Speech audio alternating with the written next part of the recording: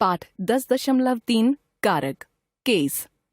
वाक्य में जितने भी संज्ञा शब्द आते हैं वे सब वाक्य की क्रिया को पूरा करने के लिए कुछ न कुछ सहयोग अवश्य देते हैं।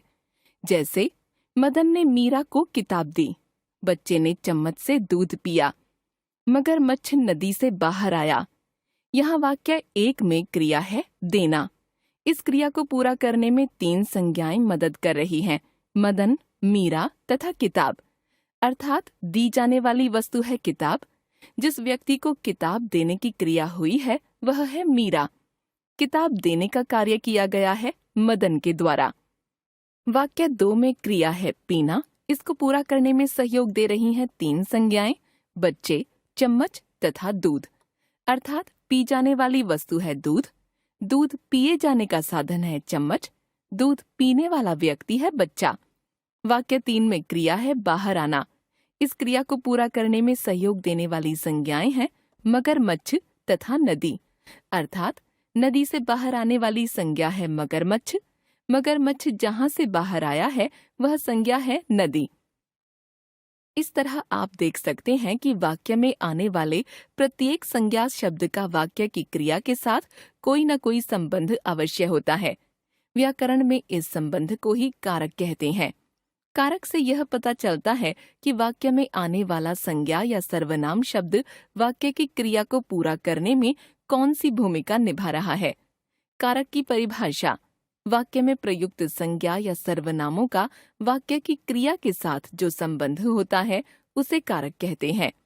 परसर्ग या कारकीय चिन्ह: वाक्य में प्रयुक्त संज्ञा या सर्वनाम तथा क्रिया के बीच के इस संबंध को हिंदी में प्रायः ने, से, को, में, पर आदि परसर्गों पोस्ट पोजीशन से दिखाया जाता है।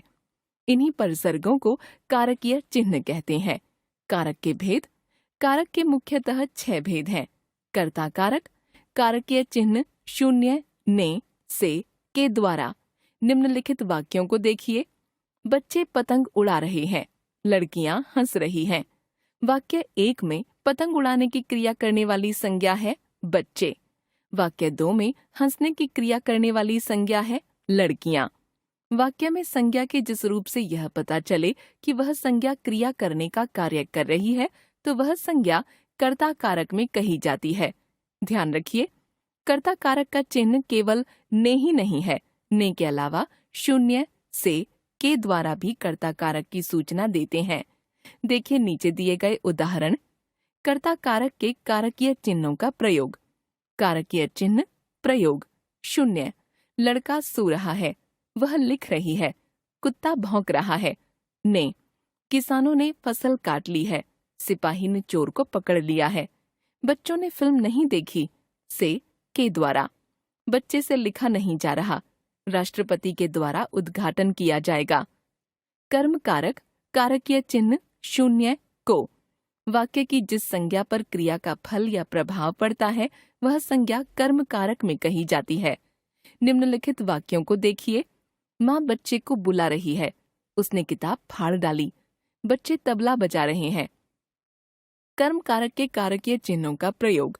यहाँ वाक्य 1 में बच्चे, वाक्य 2 में किताब तथा वाक्य 3 में तबला संज्ञाएं कर्म कारक में हैं। कारकीय चिन्ह प्रयोग: शून्य, लड़कियां चावल बीन रही हैं, वह गाना गा रहा है, पिताजी अखबार पढ़ रहे हैं। को, उन्होंने मकानों को तुड़वा दिया, इन किताबों को ले जाइए, सारे कमरों को साफ कर दो। करण कारक कारकीय चिन्ह से। करण का अर्थ है साधन, इंस्ट्रूमेंट। अर्थात वाक्य की क्रिया को पूरा करने में जो संज्ञा साधन का कार्य करती है वह करण कारक में कही जाती है। करण कारक के कारकीय चिन्हों का प्रयोग। बच्चे ने बोतल से दूध पिया, मुझे फोन से सूचित करना, पुलिस ने चोर को डंडे से पीटा, लड़कियों ने पेंसिल से चित्र बनाए। संप्रदान कारक कारकीय चिन्ह के लिए, को। वाक्य की क्रिया जिस संज्ञा के लिए घटित होती है वह संज्ञा संप्रदान कारक में कही जाती है। संप्रदान कारक के कारकीय चिन्हों का प्रयोग। हमने मरीजों के लिए कंबल भिजवाए, माँ ने मेरे लिए हलवा बनाया, माँ ने मौसी को मिठाई भेजी, हमने भिखारियों को दान दिया। अपादान कारक कारकीय चिन्ह से। वाक्य की क्रिया के द्वारा जिस संज्ञा से किसी अन्य संज्ञा का अलग होने का भाव प्रकट होता है वह संज्ञा अपादान कारक में कही जाती है। अपादान कारक का चिन्ह से है जो अलग होने के अर्थ में प्रयुक्त होता है। अपादान कारक के कारकीय चिन्हों का प्रयोग। पेड़ से पत्ते गिर रहे हैं, समुद्र से तेल निकाला जाएगा, वह नदी से पानी भर लाया, वह ट्रेन से बाहर आ गई। ध्यान रखिए, करण कारक तथा अपादान कारक में अंतर। यद्यपि करण कारक तथा अपादान कारक दोनों का ही कारकीय चिन्ह से है, तथापि दोनों में अंतर करके चलना चाहिए। करण कारक का से साधन का अर्थ देता है, जैसे कलम से लिखा, डंडे से मारा आदि, जबकि अपादान कारक का से अलग होने का अर्थ देता है, जैसे पेड़ से गिरे, वह कमरे से बाहर निकला। अधिकरण कारक कारकीय चिन्ह में, पर, ऊपर, के भीतर, के पहले, को। वाक्य में क्रिया जिस स्थान या समय पर घटित होती है उस स्थान या समय का आधार बनने वाली संज्ञा अधिकरण कारक में कही जाती है। अधिकरण कारक में स्थानवाची संज्ञा शब्दों के साथ में, पर, ऊपर, के भीतर, के पहले आदि कारकीय चिन्ह या परसर्ग लगते हैं। समय सूचक संज्ञाओं के साथ इन सभी परसर्गों के अलावा को परसर्ग भी लग सकता है। अधिकरण कारक के कारकीय चिन्हों का प्रयोग।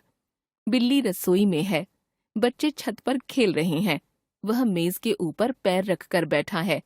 घर के भीतर कोई चोर है, वह शाम को आएगा। हम दिसंबर में शिमला जाएंगे, वह 3:25 पर पहुंचा। संबंध कारक कारकीय चिन्ह का, के, की, रा, रे, री। जहाँ किसी संज्ञा या सर्वनाम का संबंध किसी दूसरी संज्ञा या सर्वनाम के साथ दिखाया जाता है वह संज्ञा संबंध कारक में होती है। संबंध कारक के कारकीय चिन्हों का प्रयोग। ये बच्चों की किताबें हैं। उसने कपड़े की दुकान खोली है। गर्मियों में पत्थरों का मकान बहुत गर्म हो जाता है। राम के सभी बेटे बहुत होशियार हैं। मेरी कमीज फट गई है।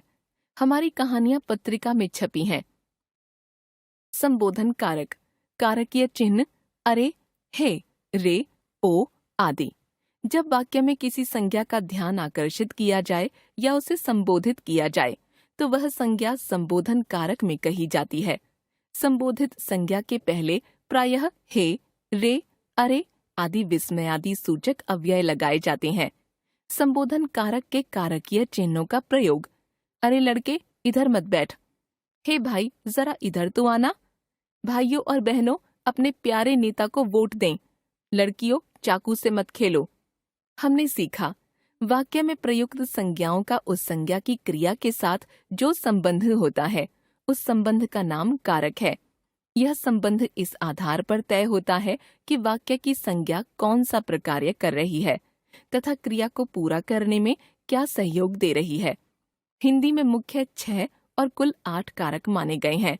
कर्ता, कर्म, करण, संप्रदान, अपादान, अधिकरण, मुख्य कारक, संबंध तथा संबोधन, अतिरिक्त कारक। प्रत्येक कारक को विभिन्न कारकीय चिन्हों द्वारा व्यक्त किया जाता है। कुछ कारकीय चिन्ह एक से अधिक कारकों में प्रयुक्त हो सकते हैं।